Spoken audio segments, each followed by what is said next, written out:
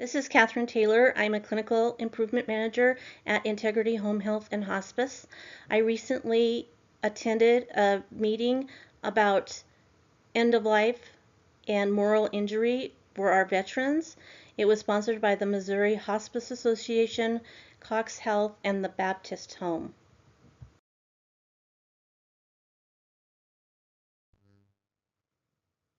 The objectives of this presentation are: we will define moral injury and how it can affect veterans at the end of life. We will be able to identify patients that might be at risk or are suffering from moral injury. We will describe how moral injury differs from PTSD. We will discuss how we can assist patients who are suffering from moral injury find peace through self-empathy and forgiveness. We will discuss proposed therapies.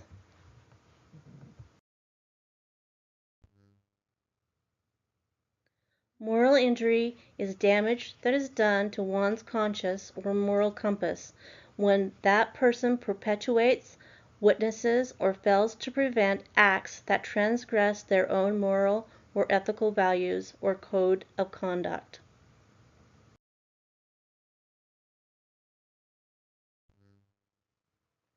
Other definitions of moral injury include disruption in an individual's confidence and expectations about one's own or others' motivation or capacity to behave in a just or ethical manner, the inability to contextualize or justify personal actions or the actions of others, and the unsuccessful accommodation of these experiences in a pre-existing moral schema, a deep soul wound that pierces the person's identity, sense of morality, and the relationship to society.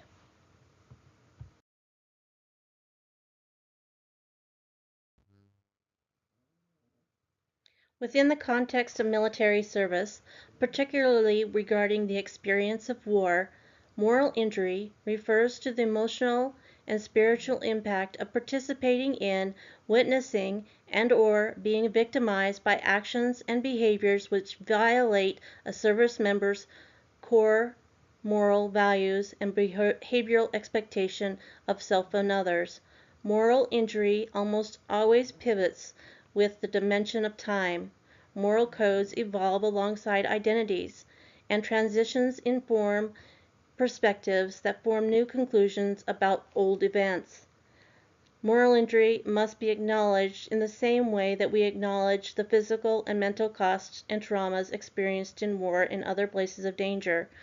Moral injury is subjective and very personal. It is also important to recognize that the research on moral injury is not as advanced as the research on PTSD. The definitions, the ideas, and practices we are working with are both experimental and varied.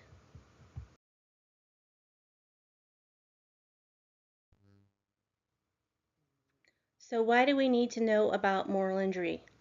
We are just entering an era where veterans who fought in the Vietnam War will be facing end-of-life decisions. We are far from the peak. As healthcare professionals and spiritual leaders, we are in a unique position of being able to help the suffering that burdens so many veterans. Awareness is the first step in being prepared to help as they prepare for their final journey in life.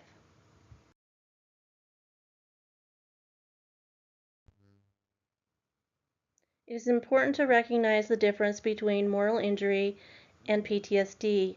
Moral injury is not fear-based, but they do share a lot of the same qualities. PTSD is a clinical diagnosis identified and treated according to criteria and methods prescribed by the American Psychiatric Association. The APA last updated the Diagnostic and Statistical Manual of Mental Disorders, the DSM-5, in 2013. Moral injury is just starting to be recognized, and so far there are no proven effective treatments. Moral injury has not been officially recognized by the DoD, but they are starting to look at it. It is believed that moral injury, not PTSD, is increasingly acknowledged by this generation of veterans. The VA is testing CBT educational frameworks involving self-forgiveness and making amends.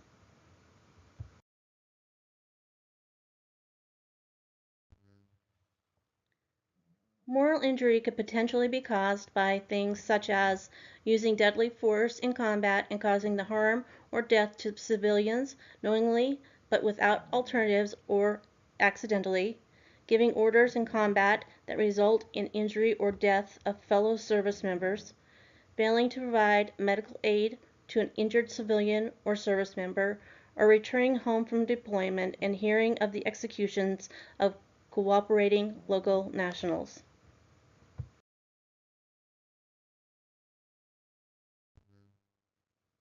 Other examples that could cause moral injury include failing to report or acknowledge sexual assault or rape committed against oneself or fellow service member or civilian, following orders that were illegal, immoral, and/or against the rules of engagement or Geneva Convention, a change in belief about the necessity or justification of war during or after one's service.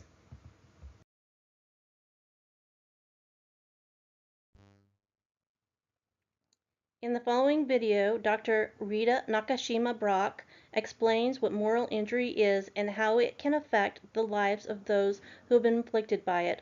Also, a Deputy Commanding General and a chaplain from the 10th Mountain Division discusses why it is important to recognize its effects and how it affects the soldier's readiness.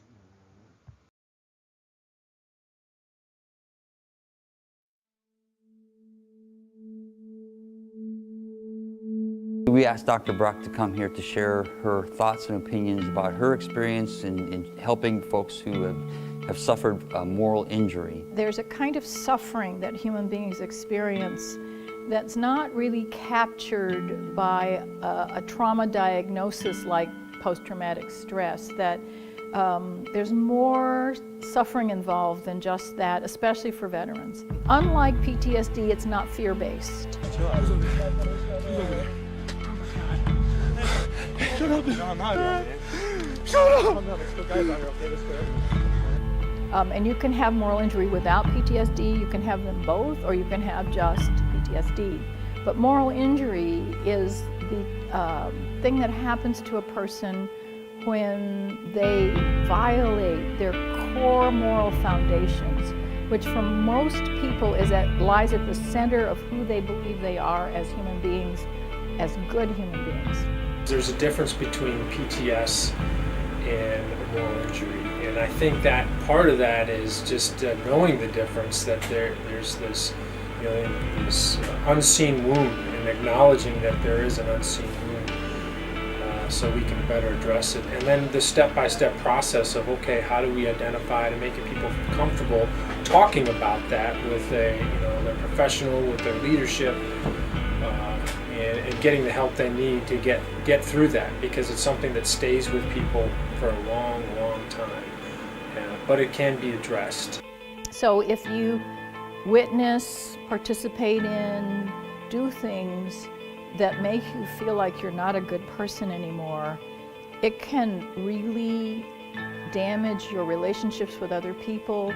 It can make you feel ashamed, guilty.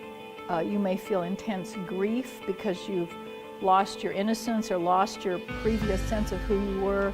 You may have lost friends, especially in battle. And all of that is a whole cluster of forms of suffering that focus around the loss of meaning, the loss of a sense of purpose, a loss of a reason to live. It's imperative and important that we know how to care for our service members who have encountered a moral injury. I had not heard of moral injury, period, and I had not heard of any type of address to that before today. And so it was helpful to understand, the implications of it, and that it's something that we need to deal with as we continue to fight and win our nation's wars. You can seem fine, and you can seem fine for years. Karl Marlantes, who wrote the book What It's Like to Go to War, said he thought he was fine for 10 years. He came back from Vietnam. He was a lieutenant in Vietnam, and he came back after horrible experiences there and went to work, was married, raised his kids, So for 10 years he was going along, and one day at a stoplight, his 5-year-old daughter was in the seat next to him.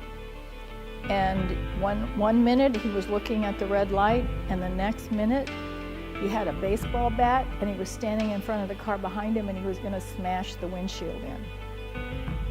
And he thinks the guy honked at him and something flipped. And then he realized he was in trouble. So he went to the VA, and they diagnosed him as having PTSD, but also he believes he also had a serious case of moral injury. They didn't have that term then, but he was struggling with a lot of moral questions and all kinds of things. When I read the first essay, there was an essay at the end of 2009 that defined moral injury as different from PTSD and said the VA wasn't treating it and didn't really understand it very well. That was 2009, that's not 9 years ago, right? I thought when I read that, it was gonna be a real uphill climb to get people to even think about it because everybody was so preoccupied with PTSD. But what I found is, like here in this gathering, when you talk about it and spend 2 minutes defining it, people's eyes light up.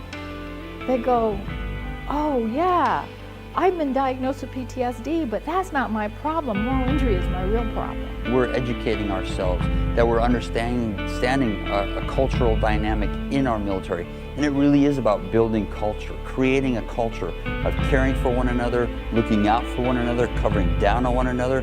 Wherever your battle is, wherever your battle buddy is, right? That's where we need to be focusing on, and how we support one another. It's imperative.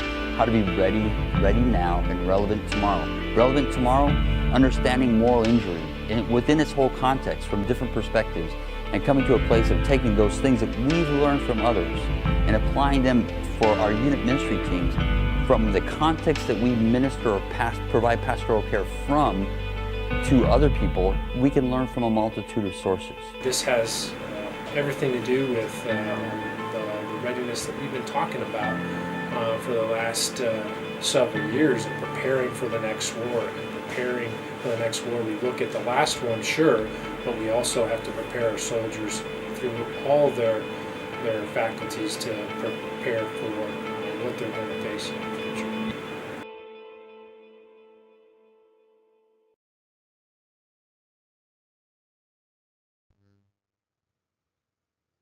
According to most recent studies conducted by the Department of Veterans Affairs, 22 veterans a day commit suicide. Veterans account for 18% of all suicides in the United States, but they are less than 9% of the population. And it's not just veterans returning from Iraq and Afghanistan wars who are taking their own lives. Approximately 65% of all veteran suicides are by individuals who are 55 years or older and who have little or no exposure to the most recent conflicts.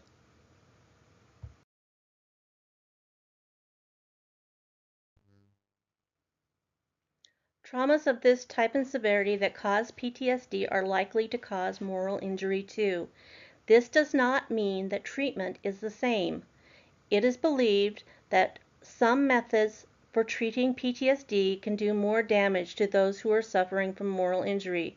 Research has not yet identified effective treatments for moral injury, possibly due in part to the fact that moral injury is subjective and must be defined by the individual according to his or her beliefs and moral code. Some ways to acknowledge and confront moral injury include talk therapy, religious dialogue, art, writing, discussions, and spiritual gatherings. The most important and successful step in the healing process is for the veteran to be able to tell their story without judgment to someone who is willing to listen with compassion. Be ready to listen. It could take some time, and there might be language or descriptive images that are gory and harsh. It is their story, and necessary for them to tell it uncensored and without judgment.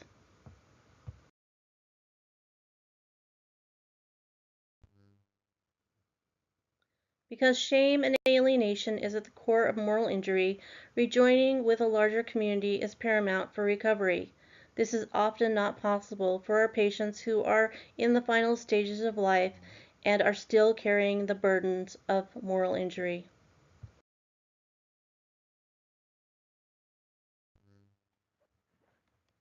One of the simplest efforts that can be made is sensitively asking about their experiences. When and where did they serve? What branch did they serve in? And what kind of work did they do? Unfortunately, not only are veterans' experiences in war regularly met with silence, some veterans relay that they have been asked what it is like to kill someone. Although killing may be at the central cause of moral injury, great sensitivity is necessary when broaching the topic. Many veterans anticipate being scapegoated and further alienated if they answer honestly. Since moral injury involves a loss of trust, attention to respecting personal dignity is vital when broaching the topics that may be related to moral injury.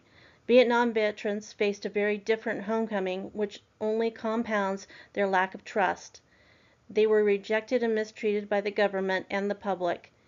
They were called baby killers and flipped the finger. Many found it difficult to fit back into civilian society.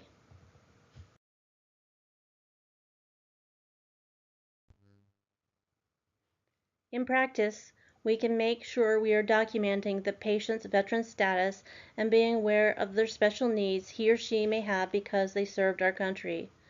Raising awareness is a prerequisite to creating change. We can build the space and the capacity for those who have moral injuries to start their search for healing.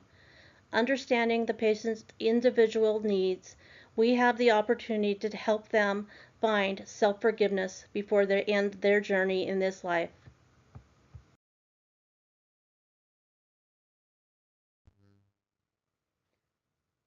Some of the therapies being explored are narrative exposure therapy, expand and reconstruct the experience, discuss the painful experiences, become familiar with the emotional response, and find relief from sharing the story and knowing the emotional response.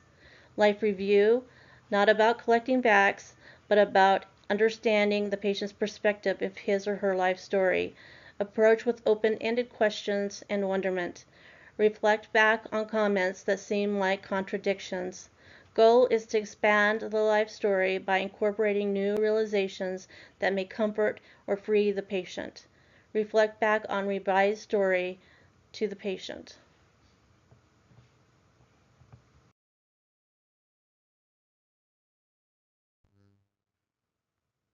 A proposed model for treating moral injury is an 8-step approach. 1. Connection. 2. Preparation and education. 3. Modified exposure component. Examination and integration. Dialogue with a benevolent moral authority. Preparation and forgiveness. Fostering reconnection. Planning for the long haul. Moral injury and moral repair in war of veterans, a preliminary model and intervention strategy.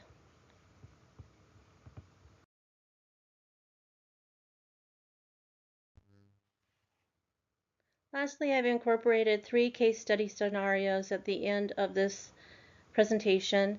You can go through on your own and read them and come up with how you would answer it and maybe discuss it with your peers. I thank you for taking the time to watch this presentation, and I hope that you will put it into practice as you are working with our veterans, especially those who are nearing the end of this life, and help them find peace and recovery from moral injury.